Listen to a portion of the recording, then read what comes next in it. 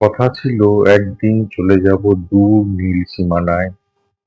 কথা ছিল সব সবুজ শুকিয়ে যাওয়ার আগে আগেই দেব অমৃতের সন্ধান।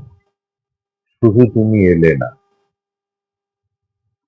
নমস্কার বন্ধুরা, আজকের দিনে এই তীব্র যান্ত্রিক কোলাহল, কৃত্রিম হেডলাইটের আস্ফালন আর মুঠোফোনের মায়াজালে ঘেরা মডার্ন লাইফস্টাইলের মুখোমুখি দাঁড়িয়ে আমরা এমন একটা বিষণ্ণ অথচ অবিনশ্বর আবেগের আলোচনা করব, যা মানুষের জীবনের সবচেয়ে সুন্দর, সবচেয়ে অলৌকিক, অথচ সবচেয়ে নির্মম এক নরক যন্ত্রণার অধ্যায়। আজ আমরা কথা বলবো প্রেম এবং তার পিঠোপিঠি হেঁটে আসা ছায়ার মতো সেই পরম একাকিত্ব, অর্থাৎ বিরহকে নিয়ে। বন্ধুরা, বিরহের সেই নিস্তব্ধ অন্ধকার গলিতে পা রাখার আগে আসুন আজ একটু মনের জানলাটা খুলে ফিরে তাকাই সেই শুরুর সোনালী দিনগুলোয়। আমরা যখন প্রথম এই নশ্বর পৃথিবীতে কারো প্রেমে পড়ি, তখন আমাদের অবচেতন মন ঠিক কি কি স্বপ্নের অলকানন্দা গড়ে তোলে বলুন তো। তখন মনে হয় এই বিশাল মহাবিশ্বের কোটি কোটি গ্যালাক্সি আর নক্ষত্রের ভিড়ে ওই একটা বিশেষ মানুষ বুঝি আমার আদি ও অনন্ত নিয়তি হয়ে ধরাধামে নেমে এসেছে। একটা ছোট্ট ছিমছাম স্বপ্নের সংসার সাজাবো, ছুটির দিনে হাত ধরে কোনো চেনা কিংবা অচেনা শহরের গোধূলি আলোর রাস্তায় হেঁটে যাব, আর জীবনের শেষ দিন পর্যন্ত একে অপরের চোখের আয়নায় নিজেদের বয়স বাড়ার দাগগুলো দেখতে দেখতে বুড়ো হব। প্রেমের সেই প্রাথমিক দিনগুলোয় মানুষ যেন এক সমান্তরাল কসমিক মায়াজগতে বাস করে, যেখানে বাস্তব দুনিয়ার কোনো কঠিন নিয়ম, কোনো জড়া ব্যাধি কিংবা গ্রহের নিষ্ঠুর কুপ্রভাব স্পর্শ করতে পারে না। আর তারপর শুরু হয় সেই মাঝরাতের অন্তহীন কথকতার মধুময় অধ্যায়। আমরা কত রাত, কত শত সহস্র কথা যে নিজের সমস্ত সত্তা উজাড় করে বলে যাই, তার কোনো বাড়তি হিসাব থাকে না। যখন গোটা দুনিয়া ঘুমে নিঝুম, চারপাশ নিস্তব্ধতায় মগ্ন, তখন দুই প্রেমিক প্রেমিকার ঘরের কোণে কিংবা মনের গহীনে জেগে থাকে এক টুকরো ঐশ্বরিক আলো। স্মৃতির পাতা উল্টালে দেখা যাবে কেউ হয়তো জানলার ওপারে লণ্ঠন জ্বালিয়ে উদাসী বাতাসে খাতার পাতায় কবিতার পর কবিতা লিখে গেছে। আর আজকের যুগের নতুন প্রজন্মরা লেপ মুড়ি দিয়ে ফোনের ওপারে ফিসফিস করে কথা বলতে বলতে ফোনের ব্যাটারি ফুরিয়ে শেষ করে দিচ্ছে। চার্জ শেষ হয়ে ফোনটা হয়তো একসময় বন্ধ হয়ে যায়, কিন্তু মনের ভিতরের সেই অন্তহীন জল্পনা আর ফুরায় না। রাত পেরিয়ে ভোর হয়, পাখিরা ডানা ঝাপটায়, পূর্ব আকাশে আলোর রেখা ফোটে, তবুও ওপার থেকে বিদায় নেওয়ার মুহূর্তে মনে হয় আরো কিছু কথা যেন বাকি রয়ে গেল, আরো একটুখানি সময় যদি পাওয়া যেত। কিন্তু নিয়তির কি নিষ্ঠুর পরিহাস! এই চড়া আলো, মাঝরাতের চাটুকারিতা আর স্বপ্নের মহোৎসবের মাঝখানেই হুট করে কোনো এক অলক্ষ্যে নেমে আসে সেই সর্বনাশা কালো মেঘ। যে মানুষটার গলার আওয়াজ না শুনলে 24টা ঘন্টার সকাল কিংবা বিকেল হতো না, হঠাৎ কোনো এক ঝড়ের রাতে সে এক লহমায় সম্পূর্ণ পর হয়ে যায়। নেমে আসে সেই বুক ফাটানো খাঁ খাঁ করা পরম বিরহ। আর এই বিরহ নেমে আসার পর একটা চলন্ত মানুষের জীবনে ঠিক কি কি পরিবর্তন হয় জানেন? তার সাজানো জগৎটা এক রাতের মধ্যে পুরো ওলটপালট হয়ে এক ধ্বংসস্তূপে পরিণত হয়। যে মানুষটা 24 ঘন্টা হাসি, গল্পে আর চপলতায় ঘর মাতিয়ে রাখত, সে হঠাৎ এক গভীর ও নিস্তব্ধ মৌনতার চাদর গায়ে জড়িয়ে নেয়। রাতের পর রাত কাটে, কিন্তু চোখের পাতা দুটো আর এক হতে চায় না। ইনসোমনিয়া বা অনিদ্রা এসে তার রাজকীয় বিছানা দখল করে। খিদে তৃষ্ণা উধাও হয়ে যায়, চেনা বন্ধুদের চনমনে আড্ডা বিষের মতো লাগে, আর বুকের বাঁদিকটায় সারাক্ষণ একটা তীব্র অদৃশ্য ব্যথার কামড় ছটফট করতে থাকে। মানুষটা বাইরে বেঁচে থাকে ঠিকই, কিন্তু আয়নার সামনে দাঁড়ালে সে নিজের ভেতরের সেই পুরনো হাসি খুশি সত্তাটাকে আর কোনোদিন খুঁজে পায় না। পড়ে থাকে শুধু এক চলমান জীবন্ত লাশ। বৃষ্টি ভেজা কোনো কালবৈশাখীর রাতে যখন গিটারের সেই মায়াবী রকসরো সুরটা আমাদের কানে এসে আছড়ে পড়ে, তখন বুকের ভেতরটা ঠিক এই কারণেই এক অদ্ভুত বেদনায় হু হু করে ওঠে। আধুনিক মনস্তত্ত্ব বা সাইকোলজি হয়তো একে স্রেফ একটা ব্রেকআপ, হরমোনাল লোচা কিংবা রিলেশনশিপ ক্রাইসিস বলে খুব সহজে আখ্যা দিয়ে দায় এড়াবে। কিন্তু আজ আমরা রোমান্টিকতা সেই চেনা চশমাটা একপাশে সরিয়ে রেখে কথা বলবো সম্পূর্ণ একজন জ্যোতিষীর চোখ দিয়ে, এক গভীর মেটাফিজিক্যাল দৃষ্টিভঙ্গি থেকে। আমরা দেখব মহাকাশের কোন কোন গ্রহদের ফ্রিকোয়েন্সি বিগড়ে গেলে একটা হাসি খুশি সম্পর্কের মধ্যে এমন কাল রাত্রির মতো বিরহ নেমে আসে। বন্ধুরা, বিরহের এই চরম রূপটা বোঝার আগে আমাদের বুঝতে হবে যে প্রেম আমাদের জীবনের বিভিন্ন বয়সে কিভাবে নিজেকে প্রকাশ করে। কারণ প্রেমের বয়স ভেদে বিরহের ক্ষতটাও আলাদা হয়। প্রথমে আসি শৈশবের প্রেমে, এক নিষ্পাপ মুগ্ধতা। শৈশবের প্রেম আসলে কোনো পার্থিব কামনা বা পাওয়ার হিসাব বোঝে না। এটা হলো এক পরম পবিত্র মুগ্ধতা। টিফিন বক্সে নিজের পছন্দের মিষ্টিটা লুকিয়ে তার জন্য নিয়ে যাওয়া, কিংবা স্কুলের কাঠের বেঞ্চে একটু জায়গা ছেড়ে দিয়ে পাশাপাশি বসা, এর মধ্যেই লুকিয়ে থাকে শৈশবের বসন্ত। এখানে কোনো মুখোশ নেই, কোনো জটিলতা নেই। জ্যোতিষের ভাষায় এটি হলো পুষ্টির পঞ্চম ভাব, আর চন্দ্রের একেবারে কাঁচা ও নিষ্পাপ রূপ, যেখানে সম্পর্কের একমাত্র সংজ্ঞা হলো স্রেফ একসাথে থাকা আর অনাবিল আনন্দ। ২ নম্বর আসি কৈশোরের প্রেমে, এক অবুঝ মায়াজাল ও প্রথম আলো। কৈশোরের প্রেম হলো জীবনের সবচেয়ে রঙিন আর তীব্র অধ্যায়। এই বয়সে মানুষের মন থাকে ভিজে মাটির মতো নরম। জানলার ওপারে এক ঝলক দেখার জন্য ঘন্টার পর ঘন্টা দাঁড়িয়ে থাকা, চাতক পাখির মতো একটা চিঠির অপেক্ষা করা, আর লেম মুড়ি দিয়ে মাঝরাতে ফিসফিস করে কথা বলতে বলতে ফোনের ব্যাটারি পুড়িয়ে ফেলা। এটাই তো কৈশোরের পাগলামি। জ্যোতিষে এই সময়টাকে নিয়ন্ত্রণ করে বুধ আর শুক্রের এনার্জি।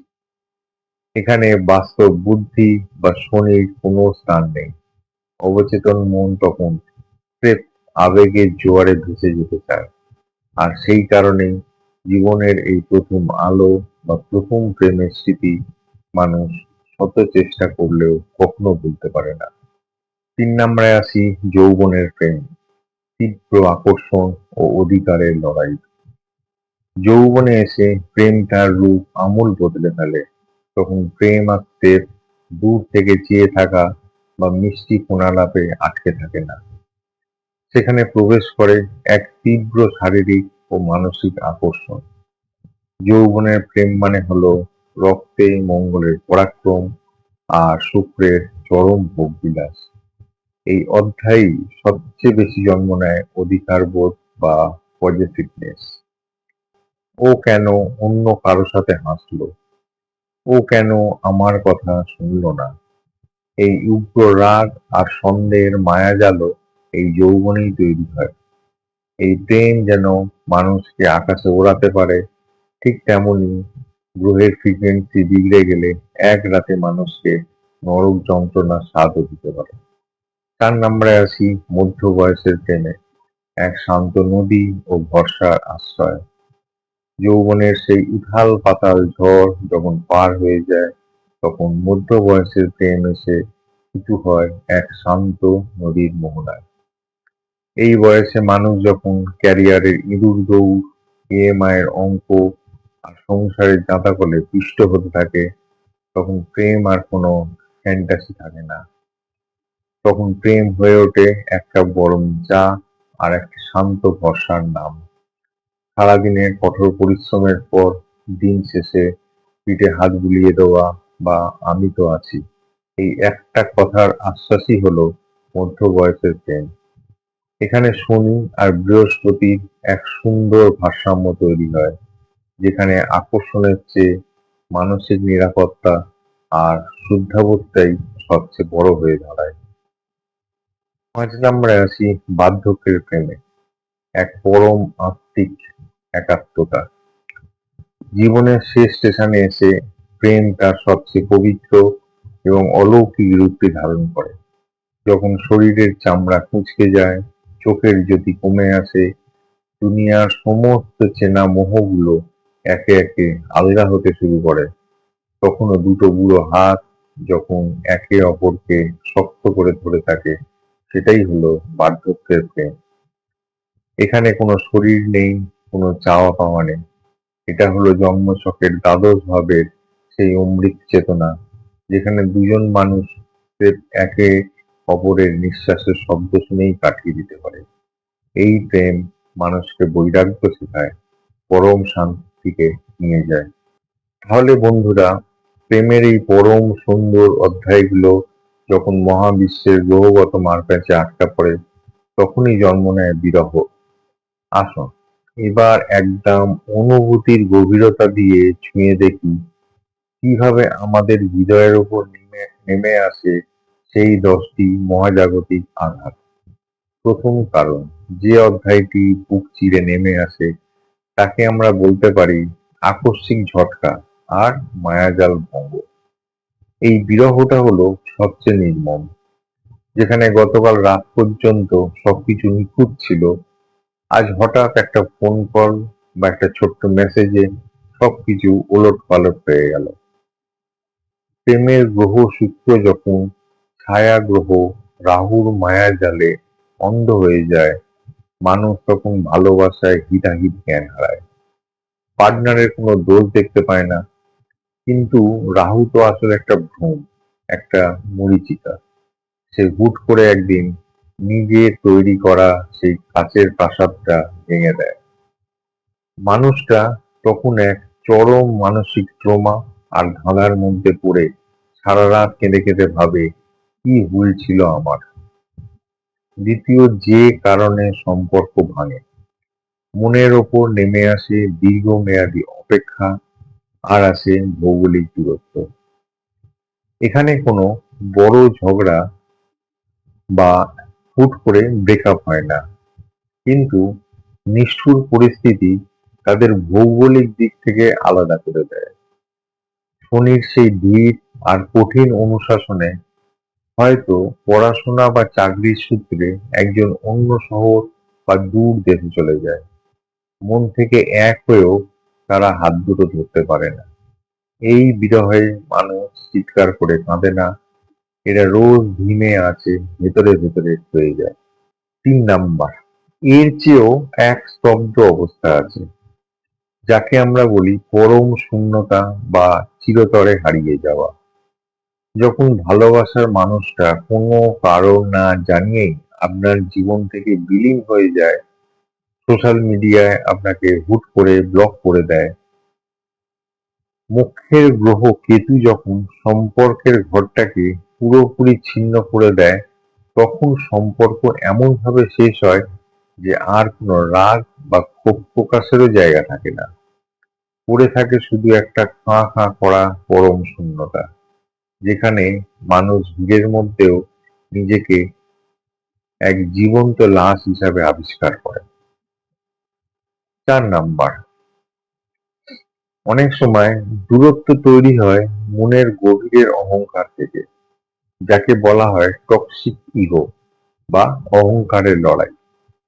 জ্যোতিষে সূর্য হলো আমাদের আত্মসম্মান, কিন্তু সেই সূর্য যখন প্রেমের ঘরে নেতিবাচক প্রভাব ফেলে, তখন প্রেমিক প্রেমিকার মধ্যে শুরু হয় এক অদ্ভুত জেদের লড়াই। আমি কেন আগে মেসেজ করব, ও কেন আমার কাছে মাথা নোয়াবে না, এই অহংকারের চক্করে পড়ে কেউ কাউকে ছাড়া বাঁচতে পারে না, অথচ দুজন দুদিকে মুখ ফিরিয়ে বসে থাকে। এই ইগোর দূরত্ব কিন্তু দূর দেশের দূরত্বের চেয়েও বেশি যন্ত্রণাদায়ক। 5 নাম্বার, যখন সেই প্রেমের ওপর মঙ্গলের উগ্র রাগ আর বাণীর কর্কশতা চড়াও হয়, তখন সম্পর্কের মধ্যে ঢুকে পড়ে এক চরম অসহিষ্ণুতা। সামান্য একটা কথা কাটাকাটি থেকে মানুষ রাগের মাথায় এমন কিছু কর্কশ কথা নিজের পার্টনারকে শুনিয়ে দেয়, যা একটা কাচের মতো সুন্দর সম্পর্ককে এক নিমেষে ভেঙে চুরমার করে দেয়।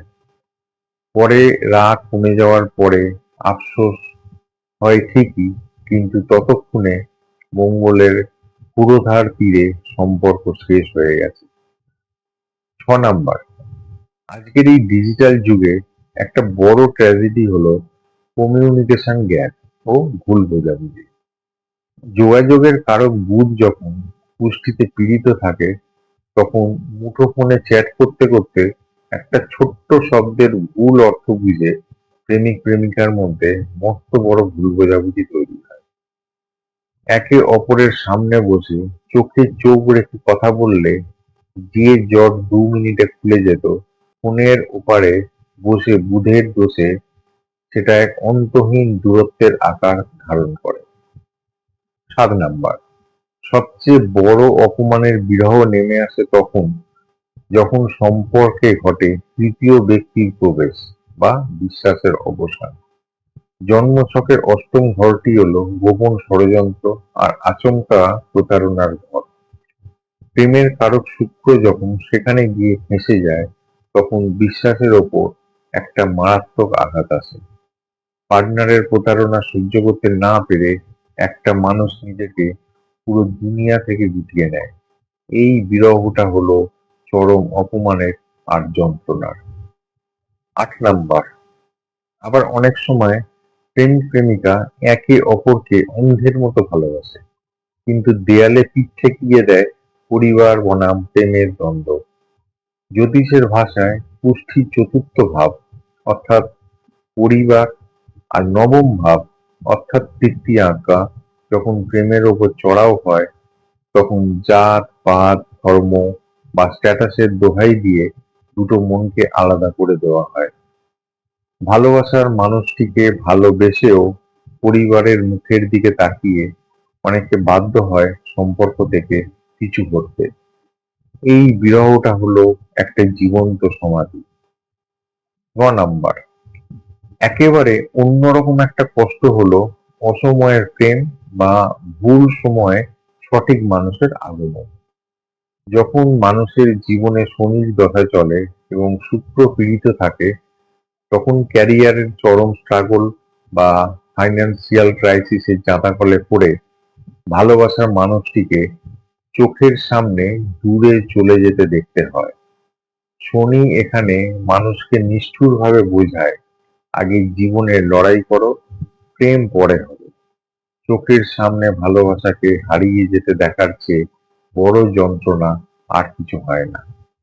আর দশম কারণ, সবশেষে যে মানসিক অবস্থাটা সম্পর্ককে পুরোপুরি শ্বাসরোধ করে মেরে ফেলে, তা হলো অতিরিক্ত পজেসিভনেস বা রাহু চন্দ্রের সাইকোসিস। রাহু যখন আমাদের মন বা চন্দ্রকে তীব্রভাবে গ্রাস করে, তখন মনের ভেতর একরকম ইনসিকিউরিটি জন্ম নেয়। পার্টনার কার সাথে কথা বলছে, কেন 5 মিনিট লেটে রিপ্লাই দিল, এই নিয়ে সারাক্ষণ সন্দেহ আর গোয়েন্দাগিরি করা। এই অতিরিক্ত শ্বাসরোধকারী সন্দেহের চোটে অপর দিকের মানুষটা একসময় হাঁপিয়ে ওঠে এবং বাধ্য হয়ে সম্পর্ক থেকে দূরে পালিয়ে যায়।